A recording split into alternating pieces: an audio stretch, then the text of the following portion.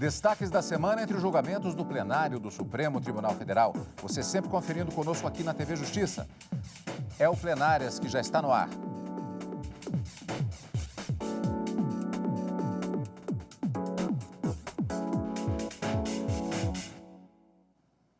Hoje com os principais momentos das sessões dos dias 15 e 16 de setembro de 2021. Karina, a expectativa que existia para esta semana era exatamente a mesma relativa, ou pelo menos em termos a mesma, já que era a continuação do julgamento do marco temporal para a demarcação de tradicionais terras indígenas. Nós tivemos na quarta-feira exatamente a retomada deste processo. Não continuou porque temos o pedido de vista do ministro Alexandre de Moraes, vamos dar mais detalhes daqui a pouco, mas temos uma marcação de posições de um voto do relator e outro do ministro Nunes Marques, que divergiu. É isso aí, Cadu. Esse foi apenas um dos destaques dos 3 julgamentos que aconteceram no plenário do Supremo Tribunal Federal, embora nenhum deles tenha sido concluído. Foi uma semana de pedidos de vista e suspensão de um outro julgamento também. A quarta-feira, como você disse, foi iniciada com a retomada do voto do ministro Nunes Marques, cujo voto começou a ser apresentado na semana anterior, mas foi interrompido em razão do adiantado da hora e finalizado na quarta-feira, quando então o ministro Alexandre de Moraes pediu vista desse recurso extraordinário para, considerando todos os argumentos trazidos não só pelo relator, como também pelo ministro Nunes Marques, que abre a divergência, encerrando um placar até então de 1-1, não é? Ministro Edson Fachin a favor dos povos indígenas contra o marco temporal e ministro Nunes Marques se manifestando de forma completamente oposta. Ministro Alexandre de Moraes suspende o julgamento em razão de pedido de vista. Mas na quarta-feira foi iniciado também um julgamento, mas suspenso, sem apresentação do voto do relator. Coincidentemente, também o ministro Alexandre de Moraes, uma ação direta de inconstitucionalidade que questiona uma lei de 2015 e que trouxe diversas modificações, tanto na CLT como no Código de Trânsito Brasileiro, envolvendo os motoristas profissionais. É a chamada Lei dos Caminhoneiros, que está sendo questionada no Supremo Tribunal Federal. Relatório lido, sustentações orais feitas, julgamento sine die para retornar. E na quinta-feira foi iniciado, mas também interrompido agora por um pedido de vista do ministro Gilmar Mendes, um outro recurso extraordinário da relatoria do ministro Edson Fachin, em que se discute a possibilidade, ou na verdade a constitucionalidade ou não, do sequestro de verbas públicas do estado do Rio de Janeiro em razão do não pagamento de precatórios parcelados. Aqui o questionamento envolve modificações feitas pela Constituição, trazendo um regime especial de pagamentos de precatório em razão da emenda constitucional número 30 do ano de 2000. Julgamento iniciado, mas também não concluído. 3 temas, portanto, para a gente comentar aqui no nosso Plenárias de hoje. Exatamente, Karina. E aqui estamos falando da chamada sessão presencial, ainda que feita em sistema misto de videoconferência. Vamos fatiar todos os temas, esses temas que a Karina já adiantou agora, no nosso programa de hoje. Agora, também temos hoje plenário virtual.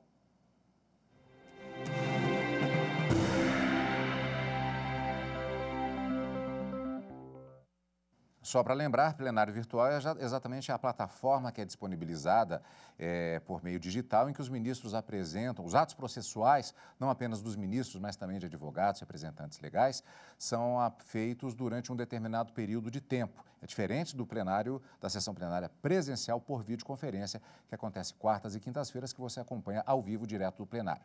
Em julgamento no plenário virtual, por unanimidade, os ministros do Supremo invalidaram lei de Roraima que autoriza o uso de mercúrio nos garimpos. Reportagem de Viviane Novaes. O partido Rede Sustentabilidade entrou com uma ação no STF contra a lei de Roraima de fevereiro deste ano, que instituiu o licenciamento para o garimpo. O partido alegou que essa legislação autorizou o uso do mercúrio, o que afronta o direito fundamental ao meio ambiente ecologicamente equilibrado previsto na Constituição Federal.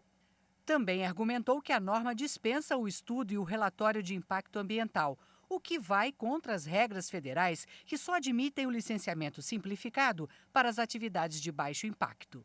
O mercúrio é usado para separar e extrair o ouro da rocha ou da areia, mas é um metal tóxico, contamina o solo e a água e ameaça a saúde dos animais e do homem. Para o relator da ação, ministro Alexandre de Moraes, a legislação de Roraima afronta a competência da União para normas gerais sobre o assunto. O ministro também disse que a Lei sobre a Política Nacional do Meio Ambiente estabeleceu que o licenciamento é um instrumento importante de proteção ambiental. No voto, o relator afirmou que a expedição de licenças ambientais específicas para as fases de planejamento, instalação e operacionalização de empreendimentos potencialmente poluidores não é arbitrária ou juridicamente indiferente. Representa uma cautela necessária para a efetividade do controle exercido pelo órgão ambiental competente. Alexandre de Moraes disse que o meio ambiente deve ser considerado patrimônio comum de toda a humanidade para a garantia de sua integral proteção, especialmente em relação às gerações futuras. Todos os ministros acompanharam o voto do relator e invalidaram a Lei de Roraima. E vamos para a sessão plenária presencial, ou seja, na sessão plenária presencial e por videoconferência, como já dissemos, do Supremo Tribunal Federal de quarta-feira, dia 15, o julgamento da tese do marco temporal para a demarcação de terras indígenas foi suspenso por pedido de vista. A reportagem é de Renato Rosa. O julgamento foi retomado com a continuidade do voto do ministro Nunes Marques a favor do marco temporal. Segundo essa tese, os indígenas só podem reivindicar as terras que ocupavam até a data da promulgação da Constituição Federal, 5 de outubro de 1988. Para o ministro, a derrubada desse entendimento leva ao risco de conflitos fundiários e a expansão das terras indígenas seria infinita. Esse entendimento prestigia a solução que pondera valores constitucionais igualmente relevantes. De um lado, a proteção e o incentivo à cultura indígena. De outro, a segurança jurídica, o desenvolvimento regional, o direito à propriedade privada, o direito à moradia e ao sustento de outros cidadãos integrantes da sociedade brasileira. O ministro Alexandre de Moraes pediu mais tempo para analisar o caso. Não há data fixada para a retomada do julgamento. O eminente ministro Nunes Marques não só apresentou a divergência, como trouxe diversos pontos na sua tese que necessitam uma análise detalhada. Então, presidente, eu peço vista dos autos. Com a divergência aberta por Nunes Marques, o julgamento segue empatado. Na semana passada, o relator, ministro Edson Fachin, votou a favor dos indígenas, contra a reintegração da posse da reserva biológica do Sassafrás ao Instituto do Meio Ambiente de Santa Catarina. Para o relator, a proteção constitucional de terras tradicionalmente ocupadas por indígenas independe da existência de marco temporal, em 5 de outubro de 88. Pois é, um julgamento complexo que envolve questões históricas, antropológicas, sociológicas e que entrou numa fase que está marcado exatamente por um empate, 2 pontos de vista já colocados, primeiro pelo relator e agora no voto do ministro Nunes Marques. Karina, portanto, expectativa, aliás, inclusive um detalhe, dados novos apresentados no voto do ministro Nunes Marques, levando o ministro Alexandre de Moraes a pedir vista justamente para analisar esse conjunto de argumentos apresentados, fazendo prever, inclusive, que nós teríamos uma continuidade de votos a serem apresentados e um debate que deve se consubstanciar em algo bastante interessante daqui para frente, como já marca este longo processo. O ministro Nunes Marques, ele considerou que aquele julgamento envolvendo a demarcação das terras indígenas em Roraima, Raposa Serra do Sol, o Supremo teria definido ou teria entendido que a própria Constituição estabeleceu esse marco temporal, ao contrário do que o ministro Edson Fachin havia entendido no seu voto, abrindo já uma divergência nesse sentido. E para o ministro Nunes Marques, com esse entendimento, deveria ser mantida essa jurisprudência da Corte para se colocar um fim nesse conflito envolvendo essa demarcação de terras indígenas que há muito tempo se arrasta no Brasil. Então, para o ministro Nunes Marques, a ideia do marco temporal possibilitaria a colocar um fim em todas essas discussões. Como a gente disse, ele abre a divergência, traz muitos argumentos contrários para rebater a tese que foi apresentada pelo ministro relator, Edson Fachin, de que essas terras seriam originárias e que, portanto, um direito imprescritível dos índios a essa ocupação tradicional dessas terras e que não haveria qualquer tipo de marco temporal. Esse foi o entendimento do relator, ministro Edson Fachin, aberta a divergência pelo ministro Nunes Marques. Vamos aguardar quando esse tema deve retornar ao plenário do Supremo Tribunal Federal após a devolução da vista pelo ministro Alexandre de Moraes. o ministro Luiz Fux já havia antecipado anteriormente que esse julgamento deveria ser, a expectativa era de que esse tema fosse encerrado, mas a possibilidade de pedidos de vista ela sempre é prevista no regimento interno e era uma possibilidade a se considerar. O ministro Alexandre de Moraes justifica o seu pedido de vista em razão desses vários argumentos trazidos pelo ministro Nunes Marques e dentro da abertura regimental que existe, o julgamento foi suspenso, mas acredito que tão logo o voto do ministro Alexandre de Moraes seja disponibilizado, esse tema deve retornar à pauta de julgamentos no plenário. Vamos aguardar, não é, Cadu? É, Karina, inclusive essa possibilidade de pedidos de vista nós antecipamos no direto do plenário, aqui no Plenárias mesmo. Exatamente, sempre existe essa possibilidade de apresentação deste pedido de vista pelos ministros durante a sessão do Supremo Tribunal Federal. E ainda na quarta-feira o plenário do STF começou a julgar, nesta quarta-feira, repetindo, dia 15 de setembro, uma ação da Confederação Nacional dos Trabalhadores em Transportes Terrestres que questiona a lei dos caminhoneiros. A norma de 2015 regulamenta o exercício da profissão de motorista profissional nas atividades de transporte rodoviário de cargas e de passageiros e, entre outros pontos, reduziu horários para descanso e alimentação e passou a exigir exame toxicológico dos motoristas. O julgamento foi interrompido depois da leitura do relatório e das sustentações orais das partes do processo. A retomada da análise do caso ainda não tem data definida. Karina, é um processo que ele tem uma importância muito grande também, primeiro, pela questão econômica propriamente dita, afinal, existe essa preponderância do transporte de cargas por rodovias no Brasil, algo que é bastante discutido, inclusive, e também uma questão de segurança, na medida em que existe a situação das estradas brasileiras, a condição de trabalho dos motoristas profissionais, tanto de caminhões quanto do transporte de passageiros, é uma questão, e sem contar, é claro, a questão trabalhista envolvida aqui. Um processo que também promete chamar a atenção na medida que tenhamos já a apresentação em uma das próximas sessões do voto do ministro relator. Exatamente, Cadu. Essa ação direta de inconstitucionalidade questiona a lei de 2015, que alterou alguns dispositivos de uma lei anterior, que tratava sobre esse mesmo tema, e argumenta-se também que a alteração feita em alguns dispositivos da CLT, a Consolidação das Leis do Trabalho, e também no Código de Trânsito Brasileiro seriam inconstitucionais. Um dos pontos argumentados e que deveria ser declarado inconstitucional também é essa exigência a qual você mencionou sobre o exame toxicológico periódico nesses motoristas profissionais, quando da habilitação e renovação da habilitação e também na admissão e demissão do vínculo empregatício. Há um argumento de que isso violaria direitos fundamentais desses trabalhadores. O relator, como você disse, é o ministro Alexandre de Moraes, que ainda não proferiu o seu voto até agora. Nós só tivemos a leitura do relatório e sustentações orais. Vamos aguardar também quando esse tema deve retornar ao plenário. E só para lembrar, nesse primeiro bloco, nós vimos destaques da quarta-feira, dia 15 de setembro, no plenário do Supremo Tribunal Federal, dia marcado também por ser o Dia Internacional da Democracia. E o Supremo Tribunal Federal, como guardião da Constituição e do processo democrático, foi movido por um pronunciamento oficial em relação a essa data. Você ainda vai ver nesta edição do Plenárias. E mais destaques do plenário do Supremo Tribunal Federal, vamos conferir depois do intervalo, aqui no Plenárias.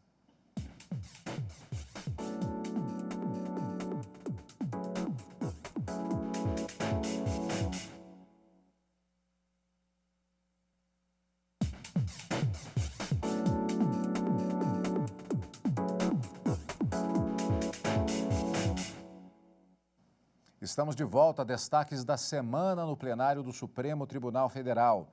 O STF voltou a discutir normas para pagamento de precatórios. Duas ações estavam na pauta da sessão da quinta-feira, dia 16 de setembro. Numa delas, os ministros têm de avaliar o sequestro de recursos financeiros do Rio de Janeiro no caso de parcelamento compulsório de precatório. A outra questiona mudanças nas normas para o pagamento de precatórios judiciários. Antes de rever o que aconteceu na sessão, vamos saber um pouco mais sobre o assunto na reportagem de Manuela Rolim. No recurso apresentado ao STF, o Rio de Janeiro defende que, ao manter o parcelamento compulsório do precatório em 10 parcelas iguais e sucessivas, sob pena de sequestro, ofende os princípios da autonomia estatal e da separação dos poderes. O recurso destaca ainda que o parcelamento é uma imposição de despesas sem prévia dotação orçamentária ao Estado e não obedece à precedência da ordem dos precatórios. O relator é o ministro Edson Fachin. Precatório é uma espécie de requisição de pagamento quando o poder público é condenado em processo judicial em ações com um valor total superior a 60 salários mínimos por beneficiário. Essa requisição de pagamento é encaminhada pelo juiz da execução para o presidente do tribunal. As que são recebidas até o dia 1º de julho de cada ano são incluídas na proposta orçamentária do ano seguinte. Já as que chegam depois são atualizadas no dia 1º de julho do ano seguinte e previstas na proposta orçamentária subsequente. O plenário do STF também vai analisar uma ação direta de inconstitucionalidade apresentada pela Ordem dos Advogados do Brasil contra emenda constitucional que alterou as normas para o pagamento de precatórios judiciários. Pela mudança, os precatórios pendentes até a data da promulgação da emenda e os que decorrem de ações ajuizadas até o dia 31 de dezembro de 1999 serão liquidados pelo seu valor real, acrescidos de juros legais e em prestações anuais iguais e sucessivas no prazo máximo de 10 anos. Segundo a OAB, o dispositivo ofende o princípio do acesso ao judiciário, do devido processo legal, da proporcionalidade, da separação dos poderes, da isonomia e do Estado de Direito. O relator é o ministro Nunes Marques. E um dos processos foi chamado a julgamento apregoado na sessão da quinta-feira, dia 16 de setembro. Foi exatamente o julgamento do recurso do Estado do Rio de Janeiro, que trata do sequestro de recursos públicos em caso de não pagamento de precatórios parcelados. O relator, ministro Edson Fachin, votou pela improcedência do recurso, reconhecendo que o sequestro de verbas públicas, nesse caso, segundo o ministro, é constitucional. O tema tem repercussão geral reconhecida. A reportagem sobre o julgamento é de Marta Ferreira. No recurso apresentado ao STF, o Estado do Rio de Janeiro defende que o parcelamento compulsório de precatório em 10 parcelas iguais e sucessivas, sob pena de sequestro de recursos financeiros, implica em ofensa aos princípios da autonomia estatal e da separação dos poderes. O recurso destaca ainda que o parcelamento é uma imposição de despesas sem prévia dotação orçamentária ao Estado e não obedece à precedência da ordem dos precatórios. Do ponto de vista dos jurisdicionados que conquistaram o direito ao pagamento do seu crédito, sob um regime, sob um ato jurídico perfeito, sob o regime da coisa julgada e no regime constitucional de pagamento único, não há razão plausível para que eles sejam diferenciados, para que recebam de forma diversa e mais prejudicial. O Procurador-Geral da República, Augusto Aras, se manifestou pela procedência do recurso extraordinário. O fracionamento no tempo do pagamento da dívida atinge o direito adquirido do credor, o ato jurídico perfeito, a coisa julgada, a separação dos poderes e a efetividade da tutela jurisdicional. As dificuldades financeiras do Estado não justificam uma moratória na quitação do débito em prejuízo do credor. O relator, ministro Edson Fachin, votou pela improcedência do recurso, considerando ser constitucional o sequestro de recursos financeiros do Estado no caso de parcelamento compulsório de precatório. A partir da emenda constitucional 30, todas as demais modificações da sistemática dos precatórios admitiram o sequestro de verbas em razão da não alocação orçamentária para a satisfação dos débitos com precatórios, como se extrai, por exemplo, do artigo 103 do ADCT, entendo não se encontrar ali a facultatividade almejada. Haja visto que os precatórios encontram-se vencidos, desrespeitando a normatividade geral do artigo 100, contido expressamente no próprio corpo da Constituição. Fachin propôs a adoção da seguinte tese de repercussão geral. É constitucional o sequestro de verbas públicas pela autoridade judicial competente nas hipóteses do parágrafo 4º do artigo 78 do ADCT, cuja normatividade veicula regime especial de pagamentos de precatórios de observância obrigatória por parte de entes federativos inadimplentes na situação descrita pelo caput do dispositivo, fecho aspas. Depois do voto do relator, o ministro Gilmar Mendes pediu vista e o julgamento foi suspenso. Pois é, Karina, o tema precatório ele é um tema recorrente. Encontros marcados sucessivos dos ministros do Supremo Tribunal Federal e, inclusive, para esta semana, para essa pauta especificamente, além desses dois processos, havia uma grande quantidade, eram vários processos, uns 4 ou 5, não me lembro agora, que estavam marcados inicialmente para julgamento. Como eu disse, tema recorrente no plenário do STF. Cadu, aqui nesse caso o que se discute foi esse regime especial de pagamento de precatórios que foi estabelecido pela Emenda Constitucional número 30, no ano de 2000, determinando esse parcelamento compulsório dos precatórios. O argumento do Estado do Rio de Janeiro para tentar afastar essa possibilidade de sequestro de verbas públicas quando uma dessas parcelas anuais não for cumprida, não for adimplida, não for paga, traz, dentre vários argumentos, além da autonomia do Estado, a violação do princípio da separação dos poderes, uma inviabilidade na administração financeira do Estado, já que essa possibilidade de sequestro, em caso de não pagamento de uma das parcelas, faria com que o Estado tivesse uma despesa não prevista previamente, uma dotação orçamentária para esse pagamento, e isso violaria a Constituição. Então, são vários argumentos que são trazidos neste recurso extraordinário, para se buscar a declaração de inconstitucionalidade desse regime especial,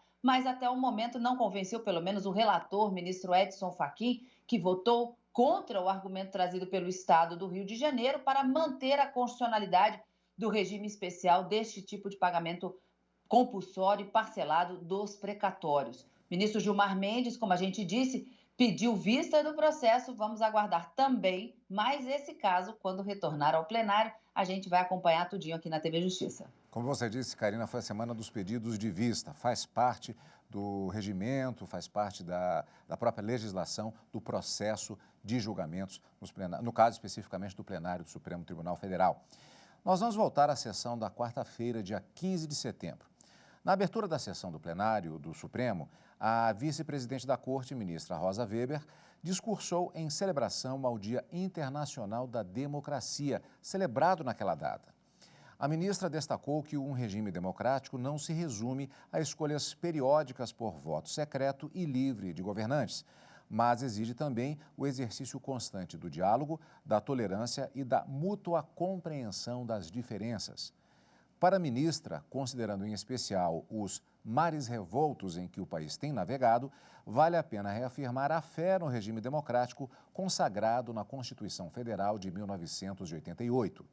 Rosa Weber enfatizou ainda que refletir sobre a democracia não constitui mero exercício teórico, mas necessidade inadiável que a todos se impõe. É da essência mesma do regime democrático a convivência de opostos. E dessa pluralidade é que resulta a realização de um dos princípios estruturantes do Estado democrático de direito, como expressamente consagra a nossa Constituição. A necessidade de conferir garantia e estabilidade desses direitos essenciais é, em país regido por uma Constituição democrática como a nossa, uma das funções mais relevantes e irrenunciáveis do Poder Judiciário, o exercício da jurisdição das liberdades. Ao Poder Judiciário compete, por imposição institucional, a garantia da rigidez do jogo democrático por meio da proteção de todos os seus partícipes, a partir do reconhecimento da eficácia das salvaguardas constitucionais que englobam, para efeito de sua proteção, os direitos humanos e fundamentais contra quaisquer formas de opressão intolerância, exclusão e discriminação.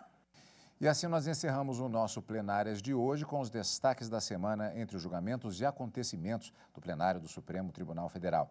Karina, encontro marcado para mais movimentações do plenário e julgamentos na próxima semana. Exatamente, Cadu. Na próxima quarta e quinta-feira, ao vivo, no Direto do Plenário, mas nesse final de semana as notícias são no Plenárias. Você acompanha o Plenárias aqui na TV Justiça, na Rádio Justiça e também pelo YouTube. Obrigado pela sua companhia. E continue conosco na TV Justiça.